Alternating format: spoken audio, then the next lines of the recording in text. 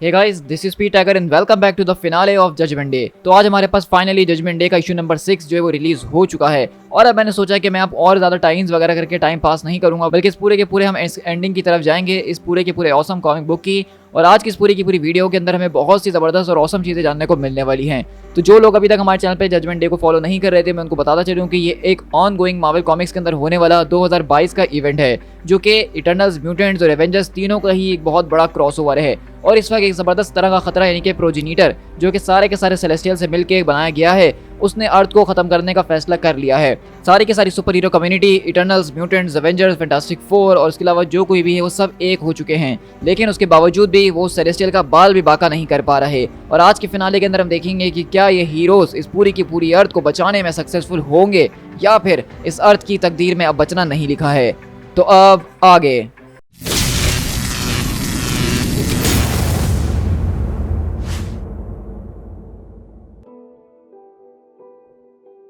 The end of the world. और हम देखते हैं कि इसी तरह यहाँ पे इस पूरे के पूरे शहरों को बर्बाद किया जा रहा है प्रोजेनिटर के जरिए। और वो लड़की जो कि कैप्टन अमेरिका के साथ यहाँ कुछ टाइम पहले बैठी थी, वो अभी भी बैठ के सारी की सारी तबाही को देख रही है। लेकिन पीछे से एक पोर्टल खुलता है, वो कहती है, हाँ ये कौन है आखिरकार। और हम देखते हैं कि वहाँ से हमारे स्टीव रॉजर्स, जिनको अभी भी दोबारा रीबॉर्न किया गया है, वो दोबारा जिंदा किया गया है म्यूटेंट रिजरेक्शन प्रोटोकॉल्स के जरिए, वो यहाँ पे आते और कहते हैं आओ मेरे साथ चलो। तो कहते हैं कि तो क्या आप मेरे लिए वापसी लौट कर आ गए? नहीं, हम सब के लिए वापसी लौट कर आए हैं। और अगले पल हम देखते हैं कि कैप्टन अमेरिका उस लड़की को वहां से लेके एक जबरदस्त तरीके की जगह के ऊपर लेकर आते हैं और कहते हैं कि इटर्नल्स ने अपने ट्रांसपोर्ट नोड्स को खोल दिया है ऑल ओवर द अर्थ। हम इटर्नल्स की सिटीज को इस्तेमाल कर रहे हैं एज अ शेल्टर, जब तक हम इस पूरी की पूरी जंग को जीत ना लें, क्योंकि अभी तक ये सब कुछ खत्म नहीं हुआ है। तो मैं आपको थोड़ा सा बताता चलूं कि बेसिकली एक टाई इन थी इटर्नल्स की, जिसके अंदर हुआ ये था कि यहाँ पे जो प्राइम इटर्नल यानी कि एरोस होता है, वो इस बात का फैसला करता है और इटर्नल्स को मनाता है कि उनकी जो सिटीज है वो अर्थ के अंदर बनी हुई हैं, जो कि बहुत ज़्यादा सीक्रेट है, जिनको कोई एक्सेस नहीं कर सकता है। लेकिन इस क्राइसिस की सिचुएशन के अंदर सारे के सारे लोगों को यहाँ पे स्टे करवाना चाहिए जब तक इस पूरी की पूरी अर्थ को स्टेबल ना किया जाए। तो कैप्टन अमेरिका और बाकी के सारे हीरो सारे के सारी जनरल पब्लिक को लेके यहाँ पे आ रहे हैं और ये ऑल ओवर द ग्लोब चल रहा है। तो हम देखते हैं कि कैप्टन के पूरे जज्बे को देख के कि उन्होंने अभी तक हार नहीं मानी है, वहीं से हमारा प्रोजेनिटर कहता है, वो आदमी जो कि झंडे के अंदर मौजूद है वो बिल्कुल ठीक कह रहा है, ये सब कुछ अभी तक खत्म नहीं हुआ है। लेकिन ये कितना फ्रस्ट्रेटिंग है ना। टॉम देख रहा है कि किस तरीके से उसके सामने एक अजीबोगरीब पोर्टल खुल रहा है, लेकिन वो अपने घर में रहना ज्यादा पसंद कर रहा है। काफी डिस्टर्बिंग है, लेकिन उसकी फैमिली को ऐसा लगता है कि अगर वो साथ रहेंगे तो शायद जिंदा रह सकें। लेकिन कुछ ही देर में आसपास की सारी आग उनके घर को अपने अंदर निगलना शुरू कर चुकी है और टॉम को अब रियलाइज हो गया है कि शायद उसको उस पोर्टल के अंदर चले जाना चाहिए था। कैथरीना ने भी उस पोर्टल को देखा जो कि यहाँ पे लोगों के लिए खोला गया था, लेकिन उसने अपने सामने एक जलती हुई बिल्डिंग को भी देखा जिसके अंदर से उसको बच्चों की रोने की और बचाने की आवाजें आ रही थी। उसने अपनी चॉइस ले ली और 5वीं बार भी उस बिल्डिंग के अंदर घुस के लोगों को बचाने के बाद भी अब उससे लोग भीख मांग रहे हैं कि वो दोबारा अंदर ना जाए। लेकिन कैथरीना ने इस बात को सोचा हुआ है कि वो यहाँ पे जितने लोगों को बचा सकती है वो बचाएगी ही। जैसे जैसे सारी की सारी बिल्डिंग हिल रही हैं और गिरना शुरू हो रही हैं, कुमाली जो है वो अर्जुन के बारे में सोच रही है, जो कि कुछ टाइम पहले ही मर चुका है। और ये सोच के उसको काफी सुकून मिल रहा है कि वो बहुत जल्द उसके पास जाने वाली है।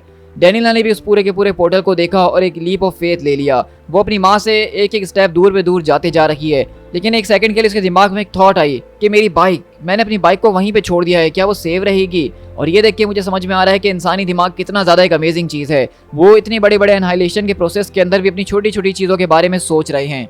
जेडा जो है यहाँ पे इस पूरी की पूरी सिटी के अंदर दाखिल हुई और वो यही सोच रही है कि आखिरकार इस तरह के कितने सीक्रेट्स हैं इस पूरी की पूरी अर्थ के ऊपर, आखिरकार ऐसी कौन सी शेडोई जगह है जहाँ पे इस तरह की चीज़ें मौजूद हैं। और वो इस बात की ख्वाहिश करती है कि उस वक्त वो अपनी बेटी के साथ होती, वो इस बात की ख्वाहिश करती है कि वो किसी भी ऐसे इंसान के साथ होती जिसको वो करीब से जानती है। लेकिन जब वो यहाँ पे खड़ी हुई सब कुछ सोच रही थी तो एक छोटे बच्चे ने उसकी थॉट्स को डिस्टर्ब कर दिया। तो वो उससे बातचीत करके उसको बहलाने की कोशिश कर रही थी। कैंटा की बात की जाए तो वो सिर्फ एक छोटा सा बच्चा है और उसकी नज़र में यहाँ पे सब कुछ जो हो रहा है वो एक वीडियो गेम जैसा है। उसको इस बारे में कोई आइडिया नहीं है कि उसके पेरेंट्स कहाँ चले गए हैं, वो यहाँ पे भटक गया है। उसने अपने हीरोज को अपने हाथ में लिया हुआ है और वो इस बात की दुआ कर रहा है कि ये सब कुछ जल्दी खत्म हो जाए। ओ छोटे कैंटा, सच कहूँ तो मैं भी इसी बात की कोशिश कर रहा हूँ। हाँ बिल्कुल, मैं इस दुनिया को बर्बाद कर रहा हूँ, लेकिन उसके बावजूद ये दुनिया रेजिस्ट करने की कोशिश कर रही है। लेकिन चाहे ये दुनिया मुझसे कितने भी रेजिस्ट करने की कोशिश क्यों ना कर ले, मैं इसका गॉड हूँ और उसको बर्बाद करके ही रहूंगा। लेकिन इसी तरह हम देखते हैं कि वहाँ पे रोज आता और कहता है, हाँ मैं जानता हूँ कि अब हम इटर्नल्स का बहुत बहुत शुक्रिया अदा करना चाहते हैं, लेकिन ये हमारी सर्विस का पार्ट है। नॉर्मली मैं आप लोगों को हक करता और मुझे बहुत ज़्यादा मज़ा आता, लेकिन सच कहूँ तो अभी ऐसी कुछ चीज़ें हैं जिनको हमें पहले निपटाना होगा। लेकिन अगले पल हम देखते हैं कि बेसिकली नाइट क्रॉलर भी यहाँ पे मौजूद होता और कहता है, सच में तुम्हें काफ़ी मज़ा आ रहा है ना अपने पूरे के पूरे फ़ैन क्लब को बनाने के बाद। तो वहीं से हीरोज बोलता है कि तुम लोगों को भी वो लोग बहुत जल्द प्यार करना शुरू कर देंगे। लव जो है वो इन्फिनाइट होता है, वो हर किसी के लिए इस दुनिया के अंदर मौजूद है। और देखा जाए तो तुम एक बहुत ही ज़बरदस्त हीरो हो नाइटक्रॉलर। ये ह्यूमन सिटीज़ जो है ह्यूमैनिटी की लाइव ड्राफ्ट्स बन चुकी हैं। आई प्रिज्यूम कि हमने जो पूरे के पूरे सेल्फ डिस्ट्रक्ट का डिले करा है वो हमारे काफ़ी ज़्यादा काम आ सकता है और तब तक हम इन लोगों को जिंदा रख सकते हैं। तो वहीं से नाइटक्रॉलर बोलता है कि तुमने ठीक कहा कि फेस्टोस ने मशीन को रीसेट कर दिया है और हमारे एआई के जो सारे के सारे लोग हैं वो मशीन को दोबारा सेल्फ डिस्ट्रक्ट एक्टिवेट करने से रोक रहे हैं। मेरे ख्याल से अगर हम इसी तरह करते रहे तो हम अगले 12 घंटे के लिए दुनिया को इंटैक्ट रख सकते हैं। हेल, मेरे ख्याल से हम एक दिन के लिए भी रख सकते हैं और इसके जरिए हम अपने उन इन्फ्लेटर्स को जो कि उस सेलेस्टियल बॉडी के अंदर घुसे हुए हैं उनको अच्छा खासा टाइम दे सकते हैं और बस इसी बात की उम्मीद करेंगे कि वो जिस मिशन पे गए हैं वहाँ पे जो करने के लिए वो कर लें और इस दुनिया को बचा लें। लेकिन वहीं से कैप्टन अमेरिका एंटर करते और कहते हैं हाँ तुमने ठीक कहा नाइटक्रॉलर कि ये बात बन जाएगी, लेकिन तब तक जब तक ये चीज़ टैक्टिक्स को नहीं बदलती है और मेरा यकीन मानो कि ये अपने टैक्टिक्स को जरूर बदलेगा। एक बार फिर से ये आदमी जो कि झंडे के अंदर है उसने ठीक कहा। मेरे अंदर टोनी स्टार्क कुछ ज्यादा ही है क्योंकि वो एक इंजीनियर है, वो बिलीव करता है एफिशिएंसी के अंदर और मैं भी करता हूँ। लेकिन अगर मैं चाहूँ तो सिंपली अर्थ को एक्सप्लोड करवा सकता हूँ अपनी सारी की सारी पावर्स का इस्तेमाल करते हुए, क्योंकि उसको बनाया ही इसी तरीके से किया है। लेकिन इंस्टेड मैं यहाँ पे रियलिटी लूम को बर्बाद करने की कोशिश कर रहा हूँ जो कि इस पूरे के पूरे मशीन के हार्ट के अंदर मौजूद है। अगर सिंपली मैं वहां तक पहुंच जाता हूँ तो मुझे अपने हाथ पाँव चलाने की जरूरत ही नहीं पड़ेगी। रियलिटी लूम को अगर बंद कर दिया गया तो ये मशीन खुद ही डिस्ट्रॉय हो जाएगी, यानी कि अर्थ। मैं उससे बात करने की कोशिश कर रहा हूँ जो कि कुछ टाइम तक मेरी सुन रही थी, लेकिन अब जब मैं उसको पुकार रहा हूँ तो वो मेरी कोई आवाज़ नहीं सुन रही है। लेकिन लगता है कि अब वक्त आ चुका है कि मुझे उससे डायरेक्टली बात करनी चाहिए, क्योंकि हो सकता है कि एक इंजीनियर को एफिशिएंट रहने की ज़रूरत पड़ती हो लेकिन एक गॉड को कोई ज़रूरत नहीं है। और अगले ही पल हम देखते हैं कि लिटरली यहाँ पे प्रोजीनिटर अपने हाथ के एक इशारे के ऊपर अर्थ को बीच में से काटना शुरू कर देता है। लिटरली उसके 2 टुकड़े वो कर रहा है अपनी पावर्स के जरिए और वो एक हाथ के इशारे पे एक पूरे के पूरे दरार को पैदा कर देता है अर्थ के अंदर। और ये देख के सारे के सारे लोगों को पता चलता है कि किस तरीके से वो डायरेक्टली जो है अर्थ को अपने हाथों से डिस्ट्रॉय कर रहा है। अब वो वेट नहीं करेगा रियलिटी लूम तक पहुंचने का या फिर उसको सेल्फ डिस्ट्रक्ट करने का। और वहीं से हीरोज बोलता है कि अब आखिरकार हम करेंगे ही क्या। तो नाइटक्रॉलर बोलता है कि मुझे माफ करना हीरोज कि अब तुम इस तरह की सिचुएशन के अंदर इसको हग करके हैंडल नहीं कर सकते हो, तो हमारे पास सिर्फ एक ही सोल्यूशन है कि हम लड़ेंगे। तो कैप्टन बोलता है कि नाइटक्रॉलर ने बिल्कुल ठीक कहा, हर एक मिनट हर एक सेकंड वो हमारे लिए मायने रखता है और हम उसमें से कुछ भी जाया नहीं करने वाले हैं। लेकिन इसी तरह हम प्रोजीनिटर के अंदर शिफ्ट होते हैं जहाँ पे एक सीक्रेट टीम को भेजा गया जिसके अंदर Iron Man, Wolverine, Mister Sinister, Ajak, Makkari, Sersi और जीन ग्रे मौजूद हैं जो कि सेलेस्टियल को अंदर से डिस्ट्रॉय करने की कोशिश कर रही हैं। और आयरन मैन बोलता है कि हरी अब हमें नहीं पता कि आखिरकार कैप्टन अमेरिका ने हमें जिंदा रखने के लिए क्या कुछ दाव पे लगाया हुआ है, हमें फौरन जो है स्कोर के नोट तक पहुंच के उसे डिस्ट्रॉय करना ही होगा। तो वहीं से जीन ग्रे बोलती है बहुत बढ़िया, मैं भी इस पूरे के पूरे हिपोक्रेट गॉड को जो हूँ जला के राख कर देना चाहती हूँ। तो वहीं से मिस्टर सिनिस्टर बोलता है कि स्टार्क को अब बर्दाश्त करना मेरे लिए काफ़ी मुश्किल हो गया जब से उसने उस पूरे के पूरे टेस्ट को पास किया है। और रही बात जीन की, तो जब से ही उस पूरे के पूरे टेस्ट के अंदर फेल हुई है तो मेरे लिए उसको बर्दाश्त करना काफ़ी मुश्किल हो रहा है। लेकिन आखिरकार सेलेस्टियल मुझे क्यों नहीं जज कर रहा। तो मैं आपको बताता चलूं कि इसके बीच में एक टाइन थी एक्समैन की जिसके अंदर जीन ग्रे के जजमेंट को किया था प्रोजीनिटर ने। अब मैंने उसको शेयर नहीं करा क्योंकि हमारे पास ये मेन इशू रिलीज हो गया है, लेकिन अगर आप कहेंगे तो मैं बाद में आपको उसको शेयर करके दिखा ही दूंगा। लेकिन उसके अंदर होता है कि जीन ग्रे को बेसिकली सेलेस्टियल जो है वो जज करके फेल कर देता है क्योंकि उसने एक वक्त में डार्क फिनिक्स का इस्तेमाल करके पूरे के पूरे प्लेनेट को बर्बाद किया था। लेकिन वहीं से वुल्वरीन बोलता है कि अगर तुम इस तरह से बकवास करते रहे सिनिस्टर तो मैं अभी इसी वक्त तुम्हें जज करके रख दूंगा। लेकिन वहीं से मक्कारी बोलती है कि एजेक लगता है कि कोई चीज़ बदल रही है। तो एजेक कहती है कि तुमने ठीक कहा, वो तो बदल रही है। जब हम पिछले चैम्बर से गुजरे थे तो हमारे गॉड ने मुझसे कुछ देर के लिए बात करने की कोशिश करी। उसने टेम्परेरी मेरे प्रोटोकॉल्स को डीएक्टिवेट कर दिया है, उसने हमारे सारे के सारे फायरवॉल्स को गिरा दिया है। अब ये म्यूटेंट हमें कंट्रोल नहीं कर सकते और ना ही अब सेलेस्टियल हमें कंट्रोल कर सकता है। जिंदगी में पहली बार हमें वो मिल गया जिसकी हमें ख्वाहिश थी, यानी कि हमें सारे के सारे लॉ से जिससे हमें बाइंड किया गया था उससे आज़ाद कर दिया गया है। अब हम अपनी मर्जी से कुछ भी कर सकते हैं। तो वहीं से सरसी बोलती कि वेल ये मेरे ख्याल से एक बहुत ही ज़्यादा बुरी टाइमिंग एक ऐसी चीज़ के लिए जिसको हम अपनी सारी ज़िंदगी से चाहते थे। क्या मैंने ठीक कहा। लेकिन इसी तरह आयरन मैन बोलता है कि दिस इज इट, मेरे ख्याल से यही वो कोर है। क्या तुम लोग तैयार हो अंदर जाने के लिए? चलो अंदर फौरन। और अगले पल हम देखते हैं कि आयरन मैन यहाँ पे अपनी टीम को लेकर अंदर बढ़ता है जहाँ पे इस पूरे के पूरे सेलेस्टियल के आप समझ सकते हैं कि मेन एसेंस मौजूद है। जिस तरह अर्थ एक पूरा का पूरा प्लेनेट है लेकिन उसका कोर जो है उसके बीच में होता है, इसी तरह ये प्रोजीनिटर का सारा कोर उसकी बॉडी के बीचों बीच है। तो आयरन मैन बोलता है कि ओके ये काफ़ी ज़्यादा वियर्ड है लेकिन दरवाजे को होल्ड करके रखो, कोई और एंटीबॉडी यहाँ पे अंदर नहीं आनी चाहिए। तो वुल्वरीन बोलता है कि तुमने सुना ना उसने क्या कहा।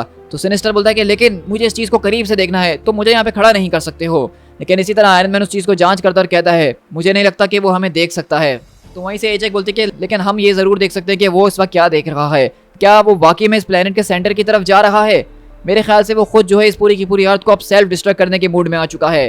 तो जीन बोलती है कि लगता है वो काफ़ी ज़्यादा डेस्परेट हो चुका है, जिसका मतलब ये है कि हमारी डिस्ट्रैक्शन जो है वो काम कर रही है, तो हमें इसको अच्छी तरीके से इस्तेमाल करना चाहिए। बैटसी ने मुझे एक ज़बरदस्त तरीके का मूव सिखाया था जो कि मैं अपने साइकिक के जरिए इस्तेमाल कर सकती हूँ। और अगले बार हम देखते हैं कि जीन बेसिकली अपनी सारी की सारी साइकिक पावर का इस्तेमाल करते हुए क्लॉज को बनाती है और सीधा उसकी बॉडी को डिस्ट्रॉय करने लगती है और कहती है कि गुड बाय एवरीवन। अगर ये चीज़ एक्सप्लोड करती है तो हम उम्मीद करते हैं कि 5 की मदद से हम इस पूरी की पूरी दुनिया के लोगों को वापसी ले ही आएंगे। लेकिन अगले पल सरसी बोलती है कि एजेक ये तुम क्या कर रही हो, क्योंकि हम वहीं से देखते हैं कि एजेक आगे जीन ग्रे के ऊपर अटैक करती है और उस पूरे के पूरे सेलेस्टियल को मारने से रोक देती है।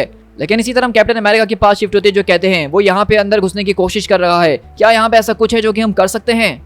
तो वहीं से हम देखते हैं कि बेसिकली नाइटक्रॉलर बोलता है कि हमारे पास एक म्यूटेंट सर्किट मौजूद है जो कि काफ़ी ज़्यादा अनयूजुअल है, लेकिन मेरे ख्याल से अब हमारे पास उसके इस्तेमाल करने के अलावा कोई और मौका भी नहीं है। और वहीं से रोज बोलता है कि बहुत अच्छा काम कर रहे हो तुम, सारे के सारे लोगों को यहाँ पे लेकर आओ और हम इस्तेमाल करेंगे आर्मरीज ऑफ ओरोनोस के अंदर। डोमो फौरन से यहाँ पे और कंट्रीब्यूट करो। तो हम देखते हैं कि बेसिकली ओरोनोस की जो आर्मी जिसके अंदर जबरदस्त तरीके के वेपन से अब इटर्नल्स उन्हीं का इस्तेमाल करके प्रोजीनिटर से मुकाबला करेंगे। और वहीं से वो बताता है मैं इटर्नल्स की सिटी के अंदर पहुंच गया, जो कि देखा जाए तो एक बहुत ही छोटी सी वॉक थी मेरे लिए, जो कि मुझे रियलिटी लूम के काफ़ी ज़्यादा करीब ले आई है, जहां से मैं सबको अंत कर सकता हूं। Just a short walk. मैं देख रहा हूं कि जब मैंने सबकी शुरुआत करी थी तो दुनिया के ऊपर 8 बिलियन लोग हुआ करते थे, लेकिन अब उससे थोड़े से कम रह गए हैं। आखिरकार ओरोनोस की आर्मी के अंदर कितने वेपन्स हो सकते हैं? मेरे ख्याल से इतने हैं जितने लोगों को चलाने की ज़रूरत है। मेरी वॉक को जो है वो लोग डिस्टर्ब करने की कोशिश कर रहे हैं, लेकिन मेरी नज़र में वो सिर्फ एक छोटी सी चूटियाँ हैं जो कि मुझे वायलेंस से रोकने की कोशिश कर रही हैं। मैंने इन लोगों से कहा था कि अगर वो मेरे खिलाफ खड़े होने की कोशिश करेंगे तो फिर मैं किसी का लिहाज नहीं करूँगा। ओह एट लास्ट द लूम, मैं उसको देख सकता हूँ अपनी आंखों के सामने। लेकिन अगले पल कैप्टन अमेरिका नाइटक्रॉलर के साथ टेलीपोर्ट होते हुए आते और कहते हैं लिसन, अभी भी ज्यादा देर नहीं हुई है, तुम चाहो तो अभी भी सरेंडर कर सकते हो और ये तुम्हारी आखिरी वार्निंग है। तो हम देखते हैं कि कैप्टन अभी भी प्रोजीनिटर को धमकियां दे रहे हैं और वो कहता है कि तुम मुझे रोक नहीं सकते हो, मैं सिर्फ एक सांस लूंगा और तुम लोग एक राख के अंदर बदल जाओगे। तो कैप्टन बोलते हैं कि तुमने ठीक कहा कि शायद हम तुम्हें रोक नहीं सकते हैं, लेकिन एक डिस्ट्रैक्शन तो तुम्हारे लिए लेकर आ ही सकते हैं ना। और अगले पल हम देखते हैं कि बेसिकली हमने जो टाइन के अंदर देखा था पिछली वाली, जहाँ पे एक हैक्स जो है वो एक्सोडस के साथ मिलकर एक टीम अप करता है जबरदस्त तरीके का, और वहाँ पे हम देखते हैं कि वो हैक्स और जिसको पावर मिल रही है एक्सोडस के जरिए, वो दोनों मिलकर यहाँ पे एक जबरदस्त तरीके का उसको पंच मारते हैं, जिसके जरिए हम देखते हैं कि वो पूरा का पूरा सेलेस्टियल हेल के रह जाता है। और कहता है कि यहाँ पे ये लोग काफी ज्यादा डेस्परेट हो चुके हैं कि अपने आप की टीम अप्स कर रहे हैं और एक दूसरे को मिलाने की कोशिश कर रहे हैं, लेकिन ये बात तो माननी पड़ेगी कि ये इफेक्टिव तो नजर आ रहा है। और कैप्टन चिल्लाते हैं कि उसको पीटते रहो, हमारे पास हर एक सेकंड जो है वो कीमती है। फॉर द थर्ड टाइम, ये आदमी जो कि झंडे के अंदर है इसने बिल्कुल ठीक कहा, क्योंकि इन इंसानों के पास अब सिर्फ कुछ सेकंड्स ही बच गए हैं। तो अब सवाल ये पैदा होता है कि आखिरकार वो अपनी जिंदगी के इन चंद सेकंड्स को किस तरीके से गुजारने वाले हैं। और इसी तरह हम पूरे के पूरे प्रोजीनिटर के अंदर शिफ्ट होते हैं, जहाँ पे जीन बोलती है कि तुम ये क्या कर रही हो एजेक, मेरे रास्ते से फौरन हटो। तो एजेक कहती है कि ऑफ कोर्स मैं जानती हूँ कि तुम इस पूरे के पूरे प्रोजीनिटर को मारने में बिल्कुल भी नहीं हिचकिचाओगी, क्योंकि डेथ तो म्यूटेंट्स के लिए मीनिंगलेस है। तुम लोग मर भी जाओगे तो दोबारा जिंदा हो जाओगे, और सबके तबाह होने के बाद भी अगर तुम लोग किसी तरह बच जाते हो और कोई एक म्यूटेंट भी बचता है तो तुम लोग वापसी जिंदा हो जाओगे, ये अर्थ के ऊपर तुम लोग राज करोगे। लेकिन ह्यूमैनिटी वो आज अगर मर गई तो वो कभी जिंदा नहीं हो पाएगी। तो आयत में बोलता है कि डैम इट, ये तो बिल्कुल ठीक कह रही है। अगर आज हमने सेलेस्टियल को एंड कर दिया और उसके जरिए कुछ खतरनाक होता है, कुछ बुरा होता है, तो इस दुनिया के ऊपर से बिलियंस ऑफ लोग जो हैं वो आज मरने वाले हैं और उनको वापसी लेके नहीं आया जा सकता है।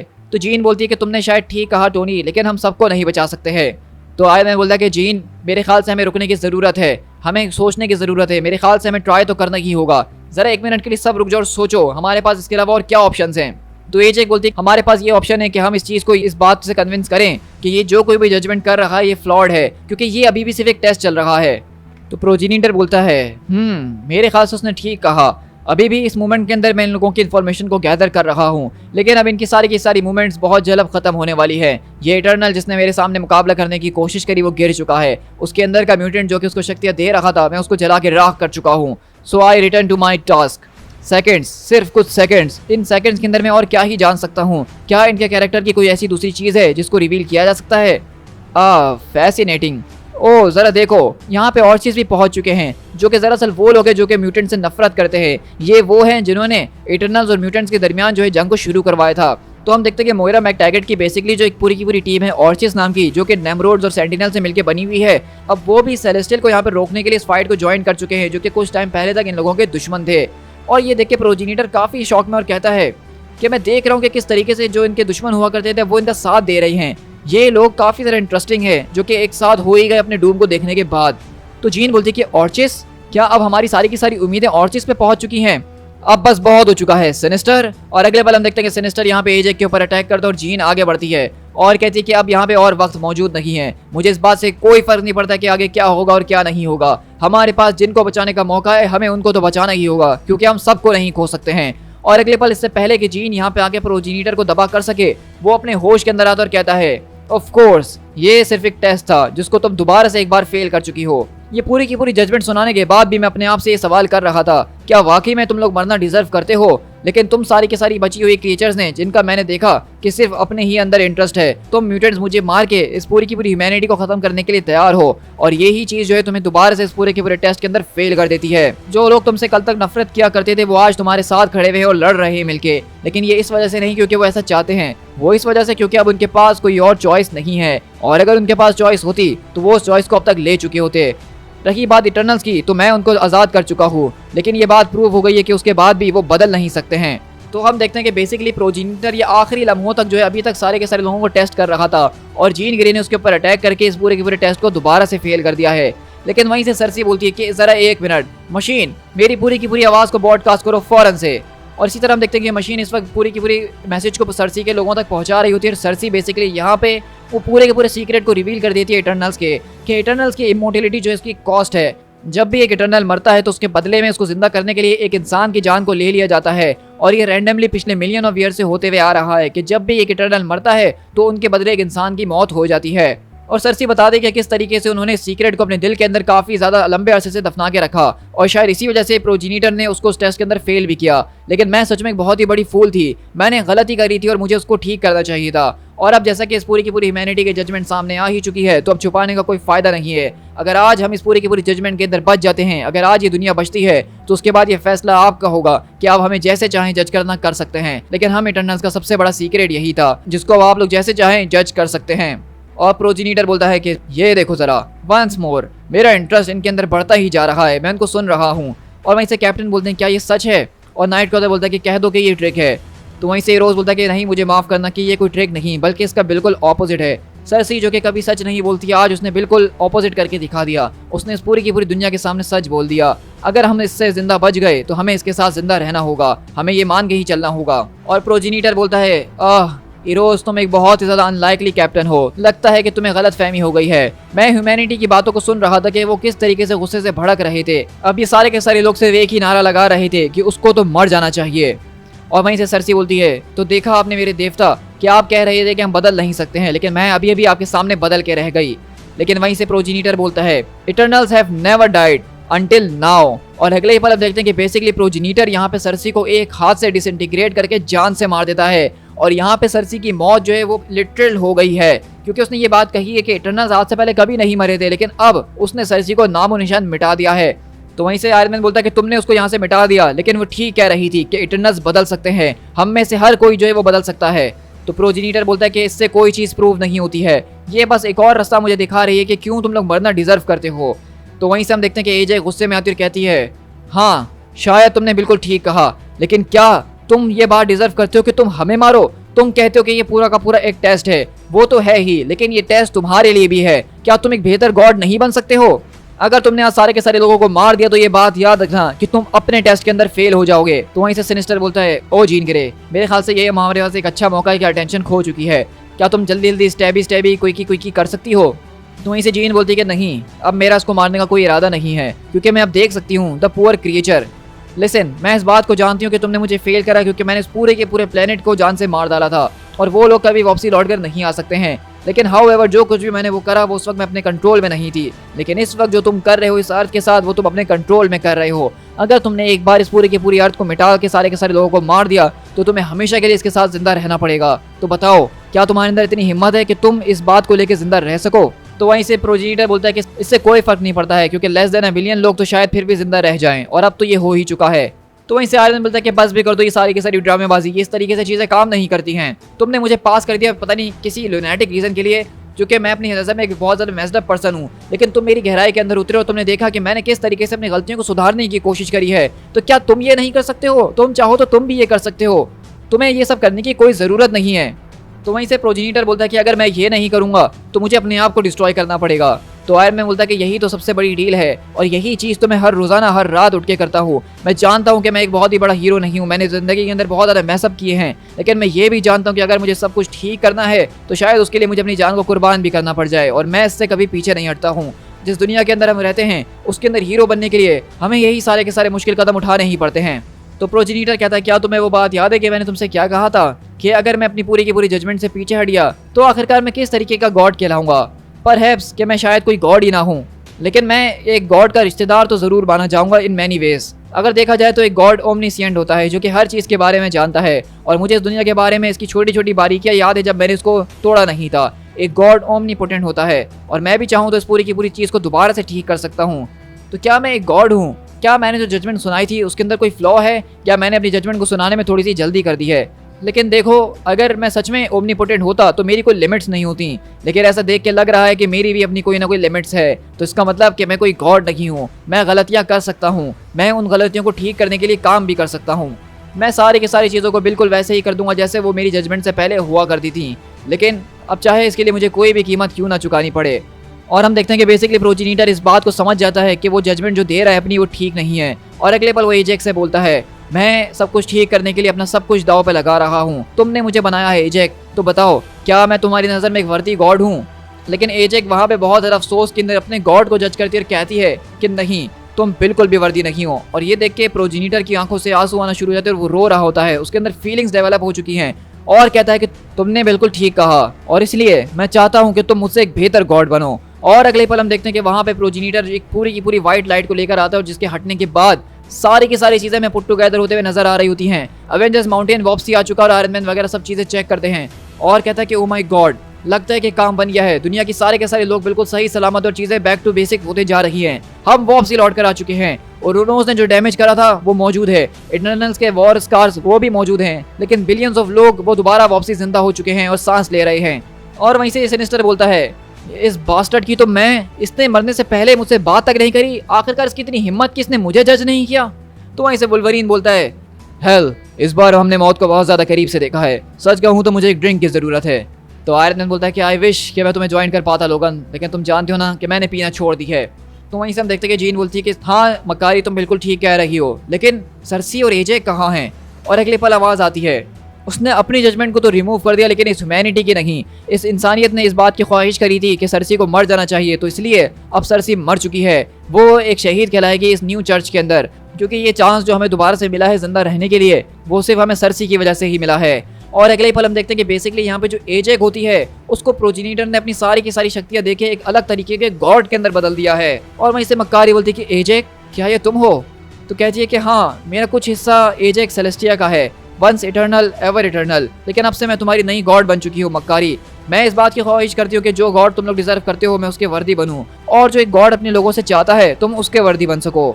और इसी तरह देखते हैं कि लिटरली यहाँ पे पूरी की पूरी चीज़ें अब जो है बैक टू बेसिक हो चुकी हैं, सारे के सारे लोग अपनी जो है बैक टू रूटीन जाने की कोशिश कर रहे हैं। और देखा जाए तो ये इंसानियत के लिए सच में एक बहुत ही बड़ा इवेंट था।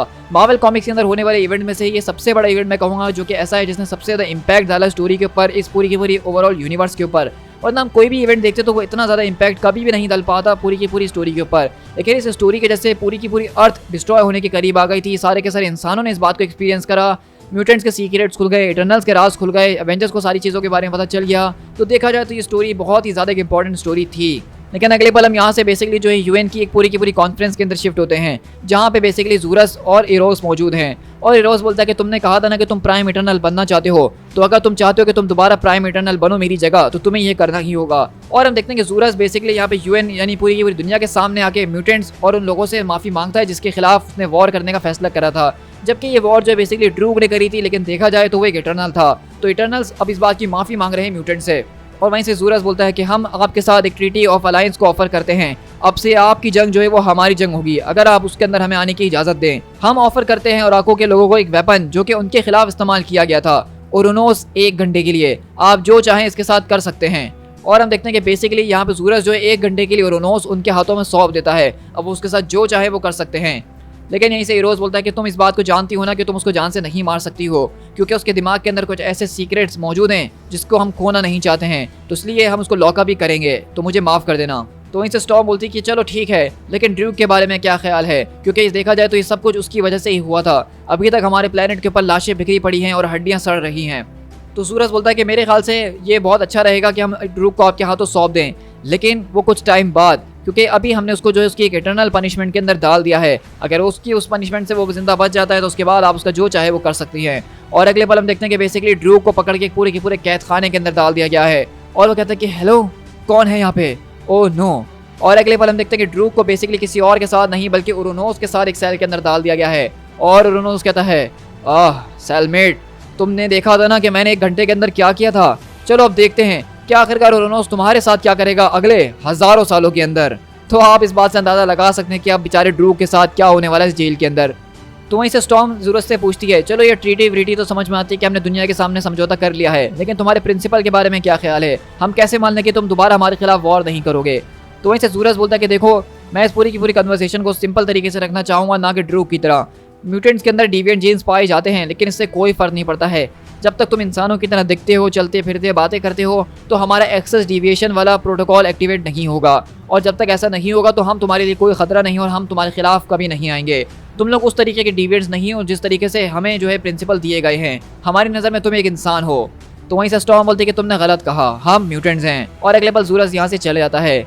तो वहीं से यूरोसादर कहता है, आई स्वेयर कि मैं अगली बार जब इसको यहाँ पे लेकर आऊँगा तो थोड़ी सी और डिप्लोमेसी सिखा के लेकर आऊँगा, लेकिन अभी के लिए देखा जाए तो हमें डिप्लोमेसी का इस्तेमाल बहुत ज़्यादा करना होगा। क्योंकि अगले पल हम देखते हैं कि जब वो यहाँ से बाहर निकलते हैं तो अब बेसिकली उल्टा हो रहा है, जहाँ पे बेसिकली अब हीरोज के ऊपर लोग पत्थर मार रहे हैं और वो समझ चुके हैं कि जब भी एक इटर्नल मरता है तो उसके बदले इंसान की जान चले जाती है।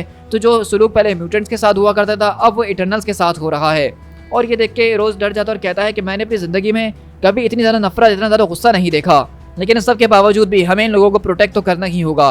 तो नाइट कलर मुस्कुराता और कहता है, अरे मेरे दोस्त, तुम्हें इसकी आदत हो ही जाएगी, क्योंकि अब तो हमें इसकी आदत हो गई है। तो वहीं से रोज़ बोलता है कि तुमने ठीक कहा मेरे दोस्त कि ये सारी की सारी नफरत तो हमारे बीच रहेगी, लेकिन अब हम इस पूरे के पूरे इमॉर्टैलिटी के तोहफे को इस्तेमाल भी नहीं कर सकते और ना ही किसी के साथ शेयर कर सकते हैं। लेकिन रही बात तुम लोगों की, तो ये वॉर शुरू ही तुम लोगों की इस पूरी की पूरी बेसिक वजह से हुई थी कि तुम लोग इमॉर्टल हो चुके हो, और वो वजह अभी तक यहाँ से गई नहीं है। तो क्या तुम म्यूटेंट्स ने इस बारे में कुछ सोचा है कि आगे तुम्हारे क्या प्लान्स हैं? तो नाइट कलर बोलता है, एब्सोल्युटली, जीन को ये पूरा का पूरा आइडिया बहुत ज़्यादा पसंद आया है। और हम देखते हैं कि बेसिकली जीन ग्रे ने एक पूरी की पूरी नई फाउंडेशन का खोलने का फैसला करा है, जिसका नाम फीनिक्स फाउंडेशन है।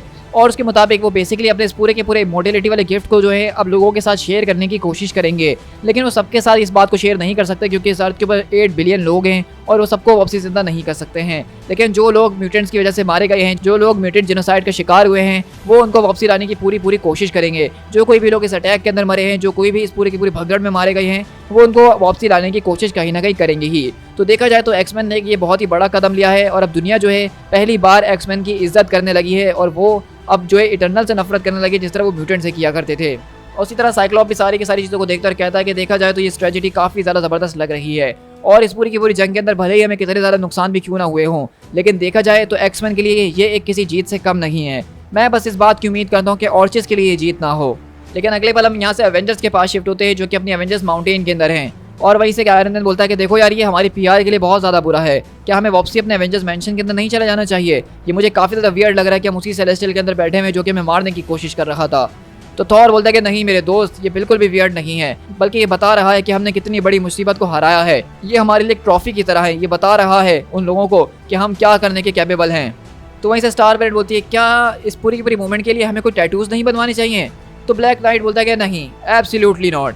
और वहीं से मिस मार्वल बोलती है कि देखो यार, अगर इस तरह के कॉस्मिक थ्रेड से निपटने के बाद मैं टैटू बनवाती रही तो मेरी ये पूरी की पूरी बॉडी अब तक पूरी की पूरी टैटूज के अंदर कवर्ड हो चुकी होती। और इसी तरह आयरन मैन कैप्टन से बात करते हुए कहता है, तो मैंने तुम्हारे बारे में सुना था कि क्या हुआ था, आई मीन क्या तुम ठीक हो? तो कैप्टन बोलते कि नहीं, एंड तुम्हें भी इसके बारे में ज़्यादा ओके फील नहीं करना चाहिए। ये हमारे लिए एक बहुत ही बड़ी वेकअप कॉल थी टोनी, हमें इसके ऊपर ध्यान देना शुरू कर देना चाहिए। यहाँ पे जो कुछ भी हुआ, लेकिन वो सेलेस्टियल कहीं ना कहीं ठीक ज़रूर था कि हमने अपनी रिस्पॉन्सिबिलिटीज़ को सही तरीके से नहीं लिया है। तो आयरन मैन बोलता है कि अरे नहीं, मेरा वो मतलब नहीं था, मेरा मतलब ये था कि मैं पास हो गया उस टेस्ट के अंदर और तुम फेल हो गए, तुम्हारे लिए काफ़ी मुश्किल होगा ना। तो कैप्टन अमेरिका बोलते हैं कि तुमने उस सेलेस्टियल को बनाया तो वो तुम्हारे पूरे के पूरे दिमाग के ऊपर बेस करता था और उसने पूरी की पूरी अर्थ को मिटाने की कोशिश करी, और तुम्हें लगता है कि मुझे उसके ओपिनियन से कोई फ़र्क भी पड़ता है कि उसने मुझे फेल कर दिया? तो वहीं से आयरन मैन बोलता है कि कम ऑन स्टीव, अब इतना भी ज़्यादा मुझे जलने की ज़रूरत नहीं है, यहाँ पे मैं तुमसे बेहतर साबित हो गया और तुम्हें तो इस बात को मानना ही होगा। अब मैं पूल की तरफ जा रहा हूँ, क्या तुम मेरे साथ आना चाहोगे ताकि हम सरसी की मेमोरी में उसको थोड़ा सा याद कर सकें? तो मुझे ज्वाइन करोगे? तो कैप्टन बोलते हैं कि आई एम अफ्रेड कि मैं तुम्हें इस वक्त ज्वाइन नहीं कर सकता हूँ, मुझे जाके किसी से मिलना है। और हम देखते हैं कि कैप्टन यहाँ पे कॉफ़ी लेकर उसी लड़की के पास आते हैं जो कि वहीं पार्क के अंदर बैठी होती है और कहती है कि ये सब कुछ किस बारे में है। तो स्टीव बोलते हैं कि मैं तुम्हें कॉफ़ी तो ऑन करता ही हूँ ना, और बताओ कि तुम कैसी हो। तो वो कहती है कि worse and better, better and worse, मतलब ये तो चल ही रहा है, अब इसमें हम कर भी क्या सकते हैं, लेकिन तुम जानते हो ना कि इससे कोई चीज़ प्रूव नहीं होती है।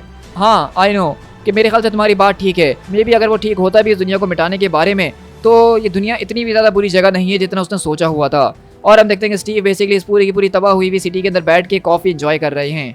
और इसी तरह हम एजेक के पास शिफ्ट होते हैं और प्रोजेनिटर कहता है remember you did not pass, मैंने तुम्हें फेल किया था, लेकिन अब मैं तुम लोगों को जज करने के वर्दी नहीं रहा, लेकिन अब मैंने अपनी जगह किसी और वर्दी गॉड को दे दी है जो कि मेरे नाम को कैरी करके रखेगी। उसके जो फॉलोअर्स हैं वो उसको मानेंगे, एंडलेसली उसको थैंक्स करते रहेंगे और उसको सर्व करेंगे, और वो कभी भी उन गलतियों को नहीं करेगी जो कि मैंने की थी। हम पूरी की पूरी स्पीसीज़ को जो है एक दिन के अंदर जज नहीं कर सकते हैं, जजमेंट जो है वो चलती रहेगी, तुम्हारी सारी की सारी गलतियां जो हैं वो जमा होती रहेंगी, लेकिन जब सुबह तुम्हारी रोज़ाना आँख खुले तो तुम्हें ये बात याद होनी ही चाहिए कि शायद आज के दिन तुम्हारी पूरी की पूरी स्पीसीज़ कुछ ज़्यादा ही आगे चले गई है, कि शायद इस वजह से तुम्हारी पूरी की पूरी अर्थ को आज डूम्ड कर दिया जाए। तो इसलिए अब जब भी तुम सुबह उठो तो इस बात को याद रख लेना कि हो सकता है कि आज ही तुम्हारा जजमेंट डे हो और उसके अकॉर्डिंग ही एक्ट करना, because every day is judgement day. The end. So guys यहाँ पे हमारे पास जजमेंट डे के पूरे मेगा इवेंट का एंड होता है, जो कि मैं कहूँगा लिटरली कि मेरे हिसाब से मैंने मार्वल कॉमिक्स के अंदर बहुत सालों के बाद एक ऐसा इवेंट पढ़ा है जिसको लेके मैं एक्साइटेड हुआ था। इससे पहले जो लास्ट इवेंट पढ़ के मैं एक्साइटेड हुआ था वो किंग इन ब्लैक था, जिसके अंदर हमने नल को और वैनम की स्टोरी को देखा था, लेकिन ये पूरा का पूरा इवेंट इतना ज़्यादा औसम था जिसको मैं बता नहीं पा रहा हूँ। इसके अंदर हमने म्यूटेंट्स को ज़बरदस्त तरीके से देखा, इटर्नल्स को बहुत बढ़िया तरीके से देखा, एवेंजर्स को देखा, प्रोजेनिटर को देखा, उसके पूरे के पूरे पावर्स को देखा कि किस तरीके से सारी की सारी सुपर हीरो कम्युनिटी के powerhouses, Exodus, Thor, Ikaris, Starbrand, Phoenix Force, Captain Marvel, ये सारे के सारे लोग भी उस सेलेस्टियल के आगे नहीं टिक पा रहे थे। तो इस बात से हमें अंदाजा हो गया था कि वो कितना ज़्यादा पावरफुल सेलेस्टियल है। अब जिस तरीके से इसकी एंडिंग की गई है यहाँ पे बहुत सारे लोग इसको लेके कन्विंस नहीं होंगे कि यार उन्होंने किस तरीके से बातें करके सेलेस्टियल को बना दिया और उसने अपनी जजमेंट को रोक दिया, लेकिन देखो अगर देखा जाए तो यही चीज़ सबसे ज़्यादा मेक सेंस बनाती है, क्योंकि वो फोर्स का इस्तेमाल करके हमें पहले इशू के अंदर दिखा चुके थे कि हीरोज अपनी कितनी भी पावर्स को इस्तेमाल क्यों ना कर ले वो उसको नहीं हरा सकते हैं। तो इसके अलावा राइटर्स के पास या हीरोज के पास कोई और हल था ही नहीं कि वो प्रोजेनिटर को हरा पाते। यहाँ पे जिस तरीके से सर्सी ने अपनी पूरी की पूरी कुर्बानी दी है वो बहुत ज़्यादा मायने रखती है, क्योंकि उसके बदलने की वजह से ही सेलेस्टियल जो है वो बदला, उसके दिल के अंदर एक फीलिंग आना शुरू हो गई और उसके बाद उसने इस अर्थ को जज करना बंद कर दिया और उसने अपने आप की कुर्बानी देके एजेक को नया गॉड बना दिया। अब इसके बाद एजेक का जो रोल होने वाला है वो शायद आगे जाके काफ़ी इंपॉर्टेंट होगा, अभी कुछ कह नहीं सकते हैं क्योंकि इसके बाद की कोई स्टोरी आई नहीं है, एक ऑन गोइंग सीरीज़ है। लेकिन देखा जाए तो यहाँ पे जिस तरीके से कॉमिक की एंड की गई है कि प्रोजेनिटर अब जो है वो बेसिकली एजेक के अंदर बस रहा है एक नए गॉड की तरह, और उसने बताया कि हर रोज़ जो है वो एक जजमेंट डे हो सकता है, मतलब किसी भी दिन दुनिया अपनी हदों को पार कर सकती है और एजेक इस बात का फैसला करे कि बस अब बहुत हो चुका है, कि ह्यूमैनिटी अपनी हदों को पार कर चुकी है और वो उसको डिस्ट्रॉय करने का फैसला कर सकती है। तो ये एंडिंग जो है एक ओपन एंडिंग थी जिसको हर एक रीडर अपने हिसाब से कॉम्प्रीहेंड करेगा। मेरे हिसाब से मैं समझता हूँ कि ये मार्वल कॉमिक्स की उन स्टोरीज़ में से एक है जिसको बहुत ज़्यादा बड़े धमाके के साथ स्टार्ट किया हो और उसके हर इशू के अंदर उसका लेवल अप पे अप होता जा रहा हो। और आप जानते हैं कि मार्वल की कॉमिक्स में, उसकी टीवी सीरीज़ में, उसकी मूवीज़ में ये होता है कि उनकी एंडिंग मज़ेदार नहीं होती हैं, लेकिन इस कॉमिक की एंडिंग भी मैं कहूँगा कि बहुत ज़्यादा टॉप नॉच किस्म की थी। और अगर आप मुझसे पूछेंगे कि मैं सीरीज़ को कितना रेट करना चाहूँगा तो मैं उसको फुल 5 स्टार्स देना चाहूँगा। मेरे हिसाब से इस पूरे के पूरे कॉमिक्स के अंदर ऐसा कोई पार्ट नहीं था जो कि बोरिंग था, जो कि बेकार था, जिसको ड्रैग करने की कोशिश की हो। स्टोरी बहुत ज़्यादा ऑन पॉइंट थी, हर एक कैरेक्टर के हमने डेप्थ को बहुत अच्छे तरीके से जाना। हाँ बस इस बात का मुझे अफसोस है कि इकरिस को कुछ ज़बरदस्त करते हुए ना दिखाया, क्योंकि वो मेरा एक फेवरेट इटर्नल है। लेकिन अभी ये सारी की सारी चीज़ें ख़त्म नहीं हुई हैं, आगे इसके बाद हमारे पास इसका एक आफ्टर मैथ इशू आएगा जिसके अंदर हम देखेंगे कि इन सारी की सारी चीज़ों के होने के बाद अब क्या चल रहा है। तो उसके अंदर भी इकरिस वापसी रिटर्न करेगा और हम देखेंगे कि किस तरीके से जजमेंट डे के जो इफेक्ट्स हैं वो मार्वल कॉमिक्स के अंदर हुए हैं, क्योंकि जैसा कि मैंने कहा कि ये मार्वल कॉमिक्स के अंदर होने वाले उन इवेंट्स में से एक है जिसका इम्पैक्ट बहुत ज़्यादा बड़ा है उसके ख़त्म होने के बाद भी, क्योंकि लिटरली पूरे के पूरे सेलेस्टियल आ गया था अर्थ के ऊपर, दुनिया के सामने हर एक इंडिविजुअल लोग को जो है वो जज कर रहा था। तो वैसा तो है नहीं कि ये सारी की सारी फाइट सुपर हीरोज़ के बीच हो, बल्कि दुनिया को इसके बारे में पता चल चुका है, तो इसके इफेक्ट इतनी जल्दी ख़त्म नहीं होंगे। और मेरे ख्याल से ये एक ऐसा इवेंट बन गया है जिसको अगले 10-15 सालों तक बार बार हम किसी और स्टोरी के अंदर रेफर होते हुए ज़रूर देखेंगे। So guys with that being said I hope कि आपने इस पूरे के पूरे इवेंट को काफी ज़्यादा एंजॉय किया होगा चैनल के ऊपर। और अगर आप चैनल पे फर्स्ट टाइम आ रहे हैं तो मेरी आपसे यही उम्मीद है कि आपने मेरे चैनल को सब्सक्राइब जरूर कर दिया होगा इस तरह की ऑसम स्टोरीज को देखने के लिए। साथ साथ जजमेंट डे की मैं पूरी की पूरी प्लेलिस्ट को तो बना ही चुका हूँ, जिसके जरिए आप इसकी टाइम्स को भी देख सकते हैं, क्योंकि इसकी टाइम्स भी काफी ज़्यादा इंपॉर्टेंट थी। हमें स्टोरी के अंदर बहुत ज़बरदस्त अलग अलग पर्सपेक्टिव्स को देखा कि किस तरीके से उरनोस मार्स के ऊपर जाके सब कुछ डिस्ट्रॉय करता है, मैग्नीटो की बहुत ज़बरदस्त पावर्स देखी, आयरन मैन को किस तरीके से प्रोजीनिटर ने जज किया। तो ये सारी की सारी टाइम्स भी बहुत ज़्यादा इंपॉर्टेंट थी। और जब ये पूरा का पूरा इवेंट इसके आफ्टर मैथ के बाद खत्म हो जाएगा तो मैं इसको एक मूवी फॉर्म के अंदर चैनल के ऊपर दोबारा से शेयर कर दूंगा, ताकि आप लोग उसको दोबारा एंजॉय कर सकें। So guys this is P tiger, मिलते हैं अपनी किसी और कॉमिक बुक सीरीज के साथ। Till then thank you so much.